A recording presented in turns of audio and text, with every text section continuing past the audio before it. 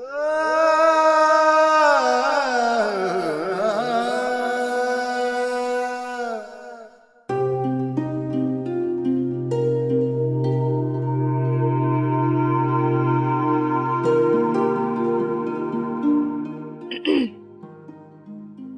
आहियो तव्हां?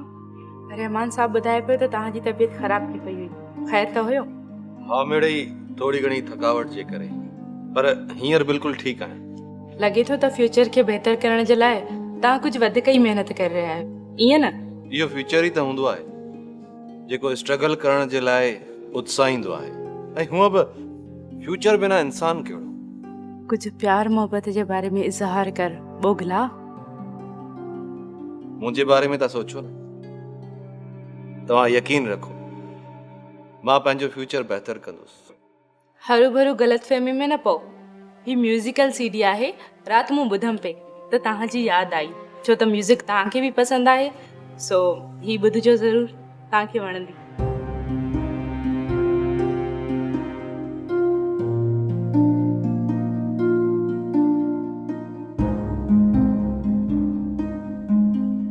हिन गिफ्ट खां बहितर हो त को लव लेटर ई ॾियां, जंहिंजे लाइ हर पल मन मांदो रहे।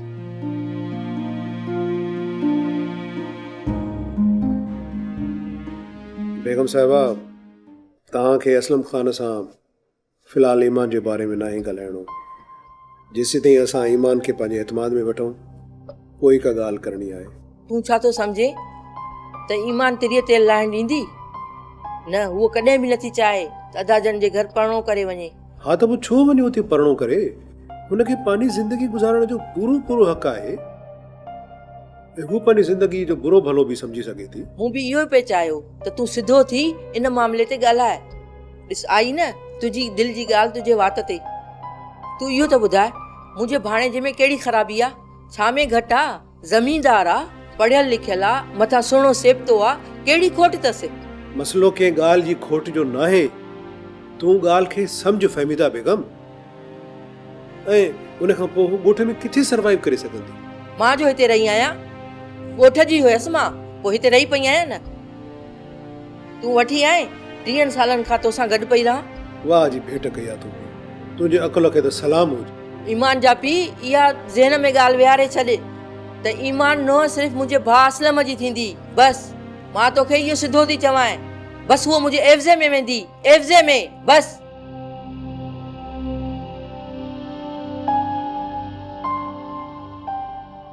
माफ़ कजो भेण, मां मुंहिंजे ॻाल्हियुनि जे विच में अची वियुसि। मूं तुंहिंजो ऐं अदा वाजिद जो ॻाल्हाइणु ॿुधी वरितो आहे। तूं मुंहिंजी भेण आहीं, मूंखे प्यारी आहीं। अदा वाजिद बि मुंहिंजो रतु आहे, को धारियो कोन आहे। मां तव्हांजी ॻाल्हि खां इन लाइ इख़्तिलाफ़ रखंदुसि त ईमान मुंहिंजी नुंहुं थिए तव्हांजे एफ़्ज़े में अचे। बिल्कुलु न, बिल्कुलु बि न। न मूं इहो कॾहिं सोचियो आहे, न ई मुंहिंजे कंहिं घर जे भाती खे ज़हन में ख़्यालु आयो आहे। पर अदा इहा हक़ीक़त बि त आहे न। मां जॾहिं हिते आई हुयसि तॾहिं तव्हां इहो चयो त मां एफ़्ज़ो वठंदुसि। हा बिल्कुलु मूं चयो, पर उन महिल मां ग़लति हुयुसि। 3 साल पहिरें जी दुनिया ॿी हुई ऐं हाणे ॿी आहे। अदा मुंहिंजो बि सिर्फ़ु इहो ई जहिड़ो आहे। मुंहिंजी नियाणी तो वटि वेंदी ऐं तूं हुनखे पंहिंजे अखियुनि ते विहारींदे, पिंघनि में हुनखे लोड़ींदे, पर सिर्फ़ु इहो ॾिसणो पवंदो त हू छा थी चाहे। नओं रतु आहे, नई सोच आहे। हुनजी पालना सॼी ज़िंदगी हिते शहर में थी आहे ऐं हुनजा मयार बि पंहिंजा ई आहिनि। हाणे ईअं बि कोन्हे, ॻोठ में सभु सहूलियतूं आहिनि। हुनखे काठियुनि ते मानी थोरी पचाइणी आहे। घर में नौकर चाकरनि सभु कुझु आहे, कोई मसइलो कोन्हे को। न भेण, इहा ॻाल्हि न आहे। तूं सबुर कर, छोकिरी खे पाण फ़ैसिलो करणु ॾे। मां इहो थो चवां त तूं छोकिरी सां न ॻाल्हाए, अदो पाण ॻाल्हाईंदो। अदा उहो ॿार आहे, उहो छा सम्झंदी? हा ठीकु आहे, तुंहिंजी ॻाल्हि ग़लति कोन्हे, पर वरी बि फ़ैसिलो हू पाण करे। असां ॿारनि खे एतिरो आज़ादु छॾियूं जो पंहिंजी ज़िंदगी जो पाण फ़ैसिलो करे सघनि। सच पुछे त भेण, मां पंहिंजे पुटु सुमेर सां इन मौज़ूअ ते मां ॻाल्हायो ई कोन्हे। अदा हाणे हिकिड़ो वॾो इशू इहो बि आहे त अॼुकल्ह इंटर मैरिजिस साइकोलॉजिकल ऐं फिज़िकल इशूज़ पैदा पिया कनि ऐं असांखे हाणे इहो बि ॾिसणो पवंदो। इहा अॼु जी ज़रूरत आहे। बिल्कुलु, मां तव्हां सां सहमत आहियां। तव्हांखे नौकिरी जी छो ज़रूरत आहे ऐं तव्हांजो फैमिली बैकग्राउंड छा आहे? सर इहो सवाल तव्हां छो था कयो? घटि में घटि असांखे उन स्टाफ जी डेटा त हुजे न जेको असां सां गॾु वेही कमु थो करे। ईअं ई क्लीन बोर्ड थियो आहे न नौजवान।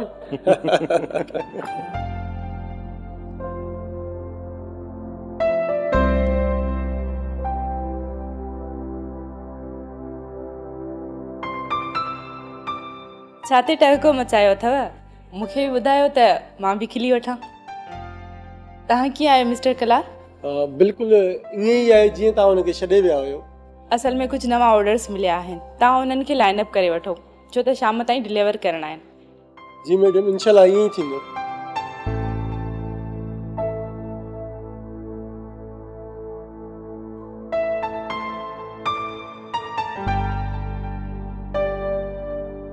नौजवान वापसि मोटी चयो तव्हांखे कुझु न चयो वेंदो। बाय द वे मैडम हिन लाइब्रेरी जी मालिक आहे, बी केयरफुल। हुनजो असां सां फ्री थियण बि हिकिड़ो प्रोफेशनल एटीट्यूड आहे। न न अहिड़ी त का बि ॻाल्हि कोन्हे का। मां कंहिं सोच में न हुयुसि, मां त हिते ई आहियां। मां किथे चयो त तव्हां मुल्तान में आहियो? मां सम्झां थो त तव्हांजा कहिड़ा कारनामा आहिनि। तव्हां छा पिया सम्झो त मां हिते ईअं ई वेठो आहियां? अड़े मियां, तव्हांजो हिते नौकिरीअ लाइ अचणु ऐं मुसलसिल 3 महीना लाइब्रेरी जे साम्हूं बीहणु मूं नज़रअंदाज़ नाहे कयो। इन ई करे मूंखां का कैफ़ियत लिकी न सघंदई। सो हाणे ॻाल्हि सची कया त भलो थींदी। सर अहिड़ी का बि ॻाल्हि कोन्हे।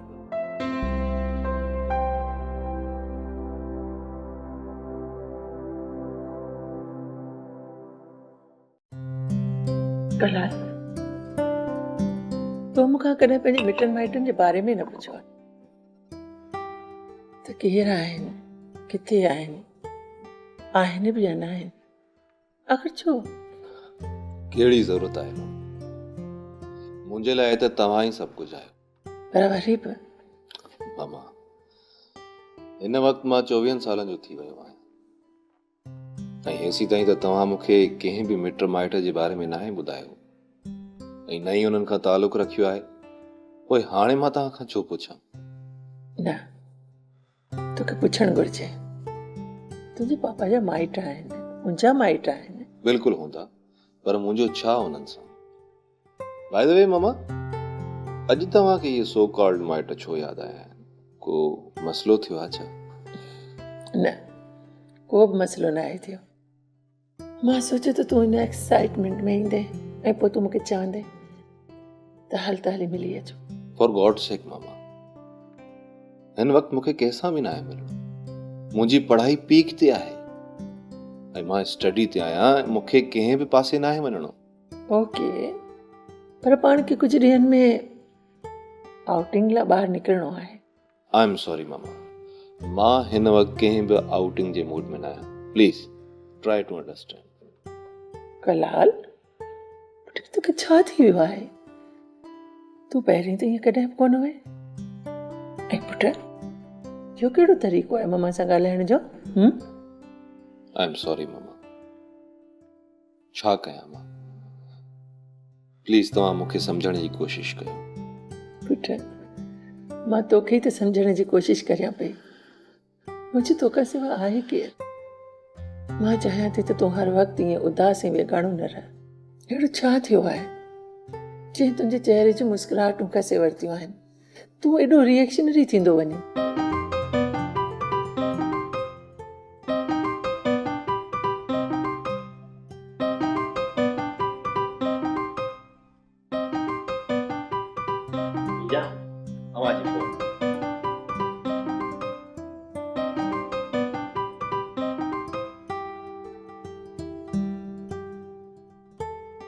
हेलो, मां वाजिद पियो ॻाल्हायां आतिया।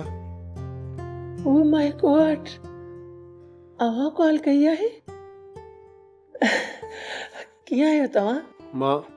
मां बिल्कुलु ठीकु आहियां। तव्हां ठीकु आहियो? ऐं हू असांजो नंढड़ो उनजो छा नालो हुयो उनजो? कलाल। हा, कलाल। ऐं कलाल बाबा हाणे कीअं आहे? हाणे त घबरू जवान थी वियो हूंदो। बिल्कुलु बिल्कुलु, हाणे त वॾो थी वियो आहे।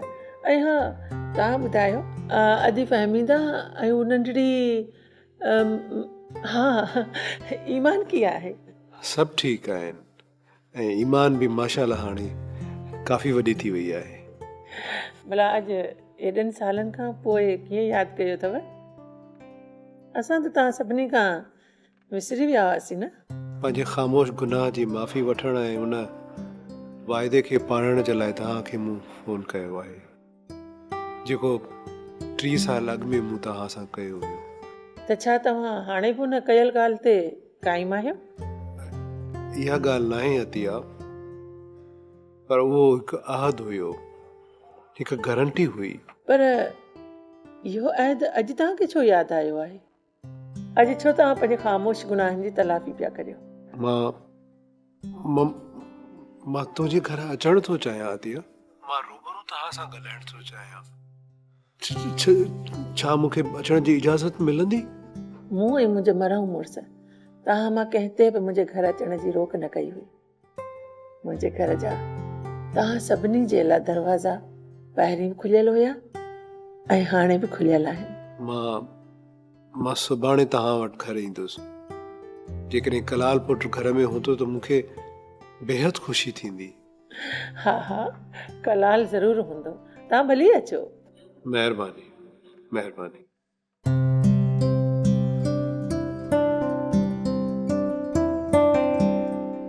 पर तूं सोचींदो हूंदे त मां कंहिंसां बि ॻाल्हायां ऐं इहो वाजिबु केरु हूंदो? ऐं अॼु ई हुन ओचितो एतिरनि सालनि खां पोइ फ़ोन कीअं कयो? न मामा, मूंखे कंहिं बि सवाल जे जवाब जी ज़रूरत न आहे। मूं लाइ अव्हांजो सिर्फ़ु हिकु ई जुमिलो काफ़ी आहे त पपा ऐं तव्हां जी तरफ़ां कंहिंजे लाइ बि घर जा दरवाज़ा बंदि आहिनि थिया। पुट ही तुंहिंजे पपा जो सॻो सौटु आहे फाजिद अली ख़ान। पुट हू किताबनि जो बिज़नेस कंदा हुआ, हुननि जी पंहिंजी लाइब्रेरी आहे। सुभाणे पाण सां मिलण लाइ पिया अचनि। सुभाणे कहिड़े टाइम ईंदा हो? मुंहिंजे ख़्याल आहे मंझंदि ताईं त अची वेंदा। पर ममा मां त मंझंदि जो कोन हूंदुसि, तव्हां मिली वठिजो। कलाल मां सम्झां थी त तुंहिंजो हुजणु घर में ज़रूरी आहे। तोखे बि ॾिसणु घुरनि था, छो त तूं नंढड़ो आहीं न, तॾहिं तोखे उन्हनि ॾिठो। ओके मामा, मां कोशिशि कंदुसि त वक़्त ते अची वञे।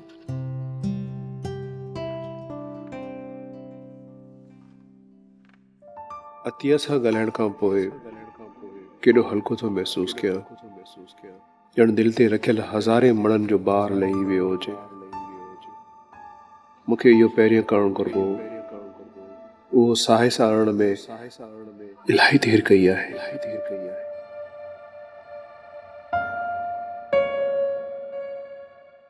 अदा मां तव्हांखे डिस्टर्ब त कोन कयो? न मां सुभाणे ॻोठ पियो वञां। कल्ह जेकी असां डिस्कस कई आहे, मूंखे उमेदु आहे त तव्हां मुंहिंजी का अॻु भराई कई हूंदी। सोचियमि त उन मामले जे बारे में तव्हां खां अपडेट वठंदो वञां। पाण हाणे घणा हीणा थी विया आहियूं, हिन उमिरि में हाणे घणो बर्दाश्त नथो थिए। हाणे सम्झां थो त माज़ी में जेके बि ग़लतियूं कयूं अथऊं उन्हनि जी भराई कई वञे। मूंखे इन मामले में तव्हांजी पूरी पूरी सपोर्ट खपे। असलो खान घर सड़ण खां पोइ हुनजी रख बेड़े वरी पोइ हुन भरिसां सुरी अचूं, उनजी कीअं थी तलाफ़ी थी सघे? तोखे हक़ आहे, तूं भली मूंखे हेठि कर, पर हाणे मुंहिंजे कयल ॾोहनि सां ॿरियल भाउ खे विसाइण में मुंहिंजी मदद कर। यार हिकु तूं त आहीं जेको सभु रिश्ता जोड़े सघे थो। कुझु देरि अॻु में अतिया सां फ़ोन ते ॻाल्हायो आहे। मां हुन वटि लंघी वेंदुसि ऐं मामले खे सुलझाइण जी कोशिशि बि कंदुसि। कहिड़ो रवैयो अतिया जो? उन छा चयो? जॾहिं अतिया कंहिंसां परायो कयो होसीं उन वक़्त में ईमान जी उमिरि तक़रीबन कोई 5-6 सालनि जी हुई। हाणे ईमान 25-26 सालनि जी थी। हाणे हिकिड़ी फ़ोन कॉल ते त सभु मामला सिधा कोन थींदा। अदा मां सम्झां थो मां इन ॻाल्हि खे, पर हाणे मां पंहिंजी ग़लतियुनि जी भराई करणु घुरां थो। अदे डॉक्टर फैज़ जी मिल्कियत जो जेको हिसो थिए थो, मुंहिंजा डॉक्यूमेंट्स भॼाई अतिया जे नाले कराए छॾिया आहिनि ऐं 20 सालनि जी फसलनि जो हिसाब किताब बि रखियो वेंदो। बसि भाउ हिकिड़ो भेरो हू मुंहिंजी ग़लतियुनि खे माफ़ु करे ऐं मूंखे संदसि जे लाइ बहितर करण जो मौक़ो ॾिए। शुक्र आहे त एॾनि सालनि खां पोइ तूं अतिया खे पंहिंजी भाॼाई त मञियो आहे। मुझे ॾाढी ख़ुशी थी आहे। बसि हाणे उमेदु आहे त सभु कुझु बहितर थी वेंदो। पर अलाह करे ईअं ई थिए जेको सोचूं पिया। ऐं हा, संदसि पुट बाबति मालूमात वरितई? हा, उहो बि सुभाणे उते हूंदो।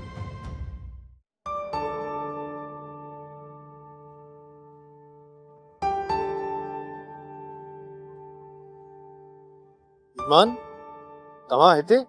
कलाल? हा, गाॾी खे अलाए छा थी वियो, ख़राब थी पई। हाणे सेट थी वई आहे। पर तूं? मां त वञा पियो लाइब्रेरी। अच्छा, मां बि लाइब्रेरी वञा पई। त वियो त गॾु था हलूं। भले।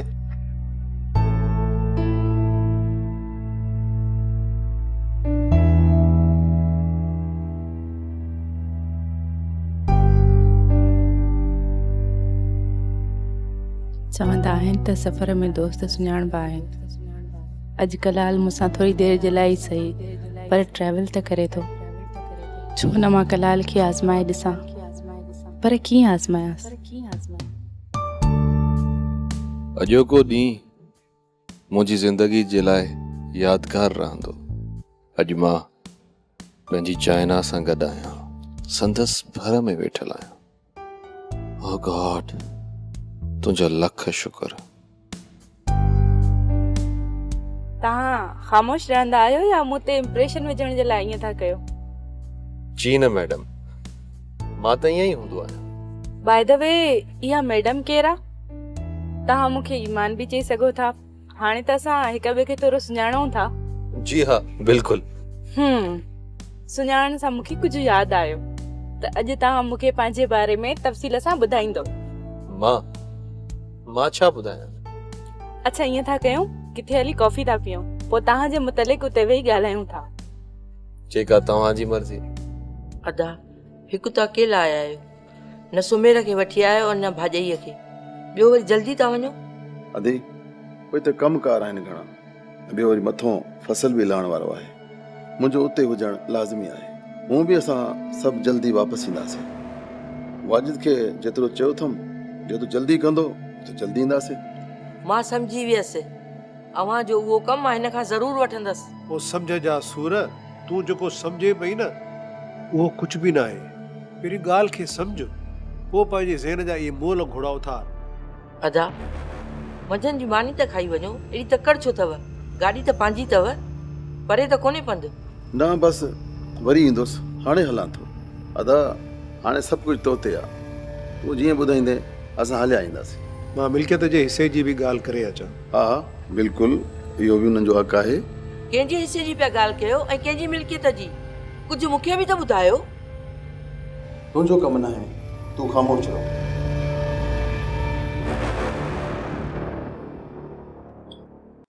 अच्छा, त तव्हां अंग्रेज़ीअ में मास्टर छो पे कई? मुंहिंजी ममा चाहे पई त मां डॉक्टर थियां, पर मूंखे मेडिकल फील्ड न वणंदी हुई, इन करे मूंखे उहा अध में छॾणी। ऐं अव्हां जो पापा छा पे चाहे? मां 4 सालनि जो हुयुसि त पप्पा जी छांव मथां लही। बसि हाणे सभु कुझु ममा ई आहे। ओह, आई एम सॉरी। न, अव्हां खे सॉरी करण जी ज़रूरत न आहे। इहा त अल्लाह जी रज़ा आहे। मूंखे ख़बर न आहे त पीउ जी शफ़क़त छा थींदी आहे, छो त मूं कॾहिं बि पीउ जी शफ़क़त खे रूह ताईं महसूसु न आहे कयो। पर ममा जी मोहबत ऐं शफ़क़त मुंहिंजे रूह में फुटल आहे। अव्हां जी मम्मा छा कंदी आहे? मुंहिंजो पप्पा बि डॉक्टर हुयो ऐं ममा बि डॉक्टर आहे।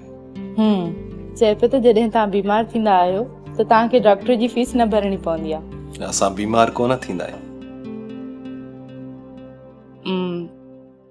कुझु पंहिंजे बारे में ॿुधायो न। मुंहिंजे बारे में अहिड़ो कुझु बि ख़ासि न आहे। बसि आम इंसान आहियां ऐं कोशिशि कंदो आहियां त मूं मां कंहिंखे तकलीफ़ न अचे। पर मां त तमामु ख़ासि आहियां। ॾिसो न, हिन वक़्तु पंहिंजो सभु कमु कार छॾे हिते वेही तव्हां सां गॾु काफ़ी पई पिया। अव्हां पंहिंजे बारे में ॿुधायो, सभु कुझु मूंखां पुछो थियो। मां पंहिंजे बाबा ऐं अम्मा सां रहंदी आहियां, जेके ॾाढा लविंग आहिनि। मां हिकु अदद लाइब्रेरी संभालींदी आहियां ऐं प्रिंटिंग प्रेस बि।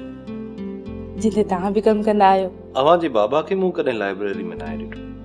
हू न ईंदा आहिनि छा?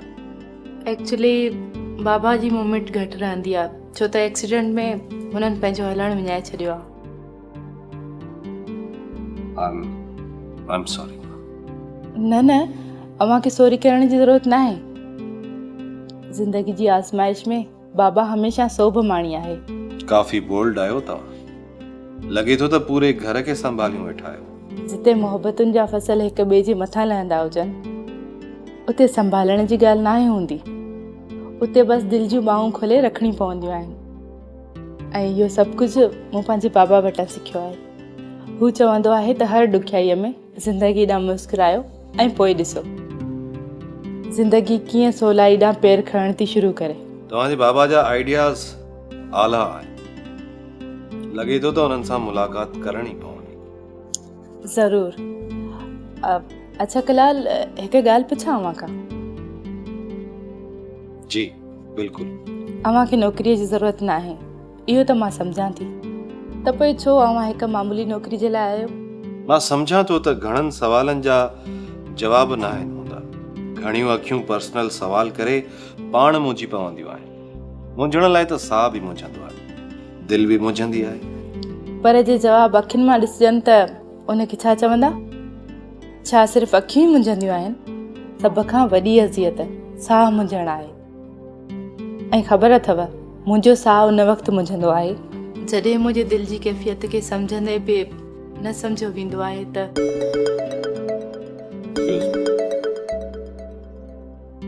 जी मम्मा।